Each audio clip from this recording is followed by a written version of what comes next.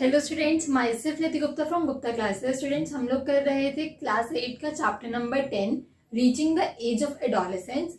सो students, हमने पिछली वाली क्लास में क्या पढ़ा था अबाउट हॉर्मोन्स, मतलब कि सेक्स हॉर्मोन्स को छोड़ के जितने भी हॉर्मोन्स एक ह्यूमन बॉडी में रिलीज होते हैं हमने उनके बारे में पढ़ा था, जो भी आपकी एनसीईआरटी में दे रखा था।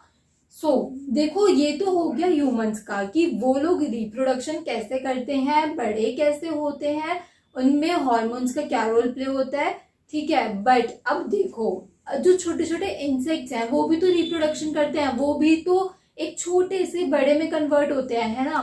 तो हमें उनके बारे में भी पढ़ना है, इंसेक्ट्स के बारे में, फ्रॉग के बारे में। तो आज की क्लास उस बारे में है कि hormone, role of hormones in frogs और इंसेक्ट्स। तो देखो,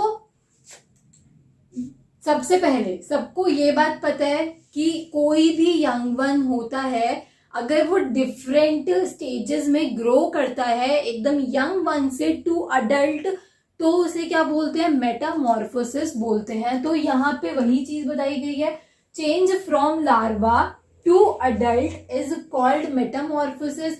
सबने अगर मेरी वीडियो देखी होगी तो मैंने अच्छे से सिल्क मॉथ की और फ्रॉग की, मैंने दोनों की लाइफ साइकिल बना के समझाई थी in the previous chapter, that is reproduction in animals. उसमें मैंने अच्छे से सब कुछ समझाया है, इन डिटेल समझाया है। अब मेटामॉर्फोसिस क्या होती है, मेटामॉर्फोसिस भी बताया था। मेटामॉर्फोसिस को हम इनडायरेक्ट डेवलपमेंट भी बोलते हैं। इनडायरेक्ट डेवलपमेंट क्यों बोलते हैं, क्योंकि वो स्टेजेस में ग्रो होता है। लाइक हम हैं, हमारे स्टार्टिंग से हैंड्स हैं, लेग्स हैं और स्टमक है, हेड है, हेयर प्रेजेंट है। हेयर बस लंबे होते हैं और कुछ तो नहीं होता, कोई चेंजेस नहीं आते। हमारी बॉडी बड़ी होती है, जब छोटे से बड़ी होती है, बस हम में इतना चेंज आता है और थोड़ा फेस चेंज हो जाता है, बॉडी शेप चेंज हो जाती है। बट इनमें तो पूरे के पूरे कैरेक्टर्स ही चेंज हो जाते हैं, like egg to tadpole, tadpole to adult frog. इस वजह से इसको हम बोलते हैं इनडायरेक्ट मेटामॉर्फोसिस। देखो, अगर नहीं पढ़ा है तो मैंने आप लोगों को रिवाइज करा दिया। आई होप आप लोगों को अब समझ में आ जाएगी आज की क्लास। और अगर और अच्छे से डिटेल में पढ़ना है तो प्लीज एक बारी मेरी वो वाली प्लेलिस्ट रिव्यू करो, रिप्रोडक्शन एनिमल्स, जिसमें मैंने मेटामॉर्फोसिस के बारे में बहुत अच्छे से एक एक पॉइंट समझाया है और उसके उनकी लाइफ साइकिल्स भी बना के दिखाई हैं। ठीक है, now Metamorphosis in insects is controlled bye insect hormone.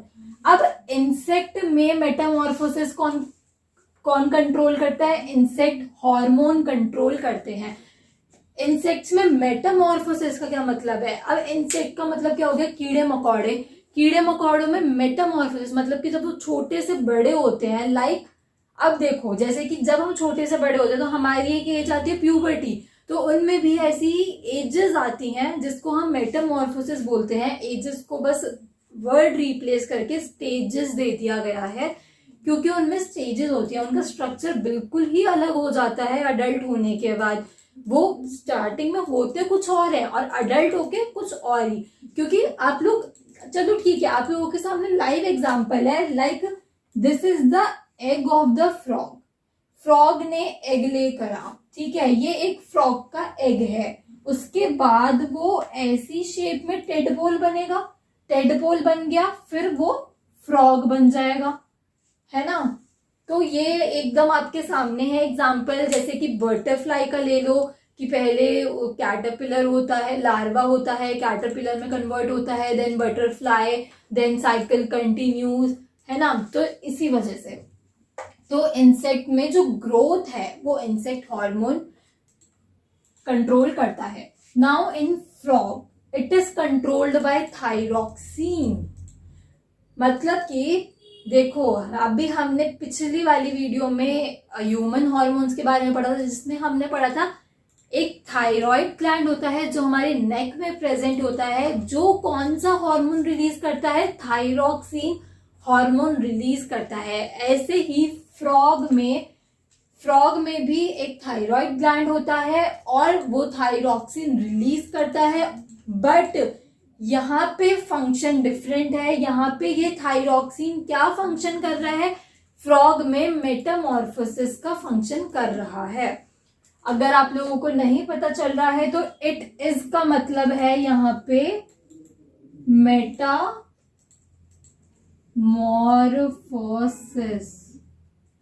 ठीक है। फ्रॉग में मेटामॉर्फोसिस कौन सा हार्मोन कंट्रोल करता है, थायरॉक्सिन हार्मोन कंट्रोल करता है, जो कहां से रिलीज होता है, थायराइड से रिलीज होता है। देखो ह्यूमन में और फ्रॉग में ग्लैंड भी ये सिमिलर है, सिमिलर हार्मोन रिलीज कर रहा है, बस क्या डिफरेंट है, फंक्शन डिफरेंट है। ह्यूमंस में क्या फंक्शन होता था, ह्यूमंस में ये फंक्शन होता था कि अगर वो ठीक से थायरॉक्सिन हार्मोन प्रोड्यूस नहीं करेगा तो गॉइटर हो जाएगा। बट यहाँ पे फंक्शन क्या है कि थायरॉक्सिन प्रोड्यूस होगा तभी मेटामॉर्फोसिस होगी, वरना मेटामॉर्फोसिस नहीं होगी। मेटामॉर्फोसिस का मतलब एग से टेडपोल बनेगा, टेडपोल से यंग फ्रॉग बनेगा, यंग फ्रॉग से अडल्ट फ्रॉग बनेगा। समझ में आ गया, clear. Now thyroxine hormone is produce by thyroid, ठीक है। थायरॉक्सिन हार्मोन जो है वो थायराइड से प्रोड्यूस होता है, ये सबको पता है। Now thyroxine production requires the presence of iodine in water. मतलब कि देखो, सबसे पहले इस वीडियो को देखने से पहले मैं आप लोगों को ये सजेस्ट करूंगी कि आप एक बारी मेरी मेटामॉर्फोसिस की पहले वाली जो वीडियो है, like in reproduction in animals वाली जो वीडियो है, प्लीज एक बारी देख लो, आपको थोड़ा अच्छे से समझ में आएगा। मैं अभी ये रिवीजन है एक तरीके से उसकी, तो मैं आप लोगों को याद दिलाने के लिए एक बारी दोबारा से बता दे रही हूँ। बट स्टिल आप लोगों को अगर डिटेल में पढ़ना है, अगर आप लोगों को नहीं आता तो please go and watch that video. मैं ये नहीं कह रही कि आप लोग पूरा चैप्टर मेरी वीडियो से पढ़ो, but please go and watch that video, then come to this video and watch this. देखो, thyroxine production requires the presence of iodine in water. Thyroxine सिर्फ जब ही वर्क करेगा जब वाटर में एक प्रॉपर अमाउंट में आयोडीन प्रेजेंट होगा, जितना एक एग को ग्रो करने के लिए चाहिए। क्योंकि फ्रॉग्स तो एक्सटर्नल फर्टिलाइजेशन करते हैं, वो इंटरनल फर्टिलाइजेशन नहीं करते, लाइक ह्यूमंस वो नहीं करते हैं, ठीक है। वो उनकी अपनी एक एक्सटर्नल फर्टिलाइजेशन होती है जिसमें फीमेल एग रिलीज कर देती है और मेल स्पर्म रिलीज कर देता है, देन वो फ्यूज होते हैं। बट वो एग्स बहुत डेलिकेट होते हैं, तो जिस पानी में जाके ही वो एग्स रिलीज करते हैं, तो जिस पानी में जाके उन्होंने एग रिलीज किया है वहां पे आयोडीन की जो प्रेजेंस है वो होनी चाहिए। अगर जितनी आयोडीन उन्हें रिक्वायर्ड है उन्हें नहीं मिली तो थायरॉक्सिन के प्रोड्यूस होने का कोई फायदा नहीं है। थायरॉक्सिन तभी वर्क करेगा जब आयोडीन एक प्रॉपर अमाउंट में प्रेजेंट होगी, जितना एग्स को चाहिए ग्रो करने के लिए। Egg to tadpole, tadpole to young frog, then young frog to adult. Now if deficient of iodine, deficiency क्या होती है किसी भी चीज की, डिफिशियंसी का मतलब होता है किसी भी चीज की कमी होना हमारी बॉडी में, ठीक है। बट यहाँ पे बॉडी की बात नहीं हो रही, डिफिशियंसी ऑफ आयोडीन कहाँ पे, इन वाटर, जहां पे फ्रॉग्स ने एग्स ले करे हैं, ठीक है। If deficiency of iodine then tadpole can not become adult. अगर वो एग से टेडपोल भी बन गया तो टेडपोल से एक अडल्ट फ्रॉग नहीं बन पाएगा जब तक उसको एक प्रॉपर अमाउंट में आयोडीन नहीं मिलेगा। तो मतलब कि यहाँ पे किस चीज का ध्यान रखना है फ्रॉग्स को, कि जिस पानी में वो लोग मेटिंग कर रहे हैं तो वहां पे आयोडीन अच्छे से प्रेजेंट हो, तभी उनका जो वो लाइक बोलते हैं ना कि जो फ्रॉग है वो ग्रो कर पाएगा, उसके बिना नहीं कर पाएगा, ठीक है। That's the summary. देखो ये जो है वो इंपॉर्टेंट है, ये जो फ्रॉग वाला है वो इंपॉर्टेंट है। ये लोग स्कूल में क्वेश्चन पूछा जा सकता है कि फ्रॉग में कैसे मेटामॉर्फोसिस होता है, ठीक है, तो आप लोग क्या लिखोगे, in frog metamorphosis is controlled by thyroxine which is produced by thyroid gland in frog. ठीक है, now thyroxine production requires the presence of sufficient iodine, ये लिखना सफिशिएंट आयोडीन या फिर proper amount of iodine which eggs और tadpole need to grow.